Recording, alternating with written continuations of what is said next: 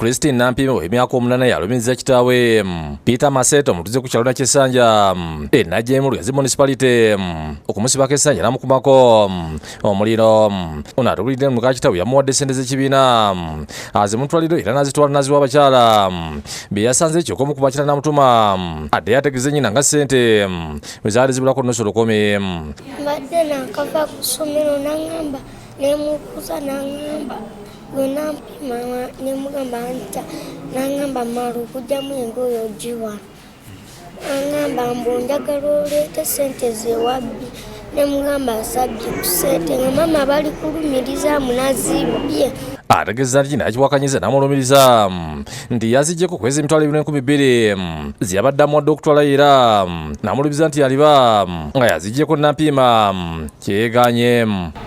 Nemugamba nti ssente saazibye taata n'afuna ejjambiya n'agenda n'asala Essanja n'asala n'ebyayi kati n'aŋŋamba weebake nga neebaka bweti nga wendi n'aŋŋamba mbu njagala nkutte mbu njagala ofe mbu ngaze nkweyokyedde naleeta ekibiriti kyanywesa sigala nakikoleeza nateekako kati wamaze nensitukawo nenejjako na mama ne baddukawo neetaata ng'omuliro gwaka iye ne banjota n'olugoye luleseeyo. Waliwo omukyala nti ky'omuhendo gwe tusanze mu ddwaliro ngalabirira Nampima n'atubulirira abaddewo. Omwana mumanyi wa neiba wange naye omwana nze mbadde nakava mu nnimiro nga ndi mu nnyumba nempulira ng'omwana ajja awugana wooweeta tansita kati nembuuza mutabani wange abadde ava ku ssomero nemugamba mwesigwa ani oyo akola ki awoggana n'agamba ono mwana wa neiba manya okwewogganya aliwo neiba afuwa ku saidi kuno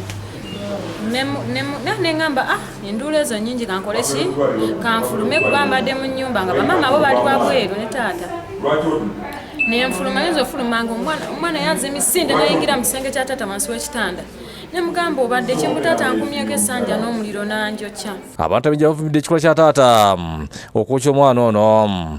Naye ebikolwa ng'ebyo omuntu okukwata omwana omuto ng'oyo n'omukola ebikolwa ng'ebyo oyo asaana kukangavulira ddala era mbadde nsaba gavumenti ne poliisi yaffe y'e Lugazi emukwateko n'amaanyi nnyo paka amateeka gamulamule. Ku myaka gy'omwana ono omukadde ono bwe yamuwadde ssente ezo omwana ateekwa kuba nga yazituusizza bulungi yandisoose n'awuliriza ensonga eri omwana gy'agambye nti ssente zibulako naye n'otakola kikolwa ekyo. Oyo mutemu omwana owuwo gwe wakeera enkya n'ozaala ne bw'aba azizza omusango waliwo kye tuyita cautioning waliwo kye tuta discipline n'okugezaako okumubuulirira ne bwakubadde nti baba bamuwadde ssente nga kituufu olukumi lwamuguddeko abadde tatuusa ku kikolwa eky'okumukwata n'amusiba n'amwokya ebigere byonna okusinziira ku biwundu bye tulabyeko n'omwana byayogera.